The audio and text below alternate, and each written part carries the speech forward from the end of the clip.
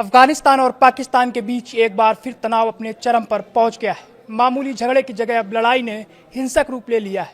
सिर्फ गोलियों तक ही नहीं बल्कि तोप के गोले भी आपस में दागे जा रहे हैं।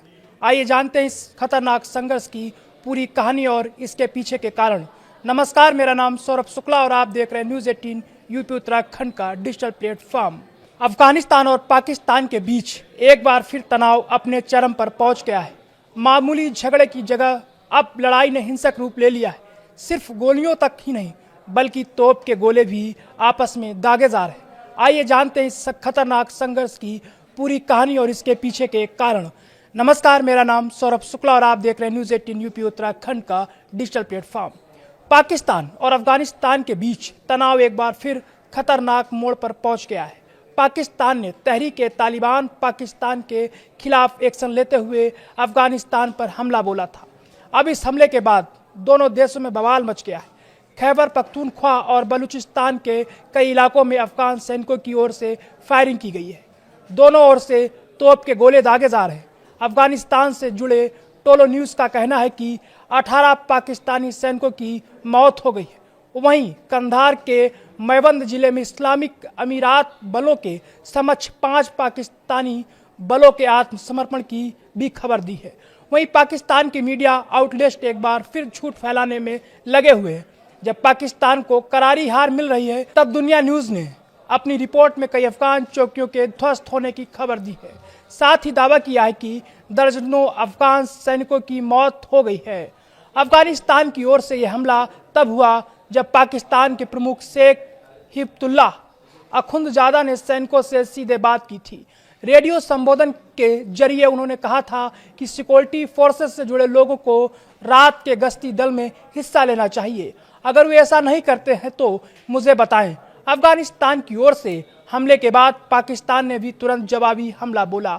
कथित तौर पर कई अफगान चौकियां पूरी तरह तबाह हो गई। पाकिस्तानी मीडिया का दावा है कि कई अफगान पोस्टों को आर्टिलरी, टैंकों और हवाई हमलों से निशाना बनाया गया। अफगान सूत्रों का कहना है कि उन्होंने पाकिस्तान का एक टैंक अपने कब्जे में ले लिया है। पाकिस्तान का दावा है कि पाकिस्तान की जबरदस्त प्रतिक्रिया के बाद अफगान रक्षा मंत्रालय ने बयान जारी करते हुए कहा कि हम पाकिस्तान पर अब कार्रवाई रोक रहे हैं और उम्मीद करते हैं कि पाकिस्तान भी आगे कोई जवाबी हमला नहीं करेगा।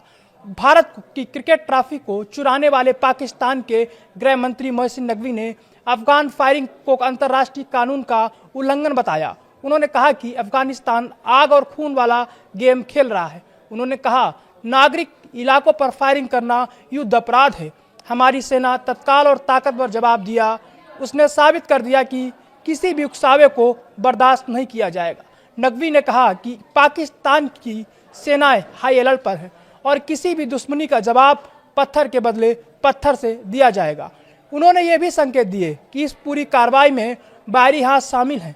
नकवी ने कहा, जो आग अफगानिस्तान में लगाई गई है उसका धुआं बाहर से उठ रहा है। सीधे तौर पर उनका इशारा भारत को लेकर था।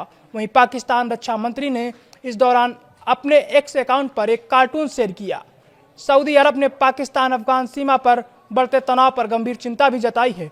उसके विदेश मंत्रालय ने कहा, दोनों देशों का संयम बरतना चाहिए और संवाद से विवाद सुलझना चाहिए। क्षेत्र की सुरक्षा और स्थिरता के लिए शांति बेहद जरूरी है।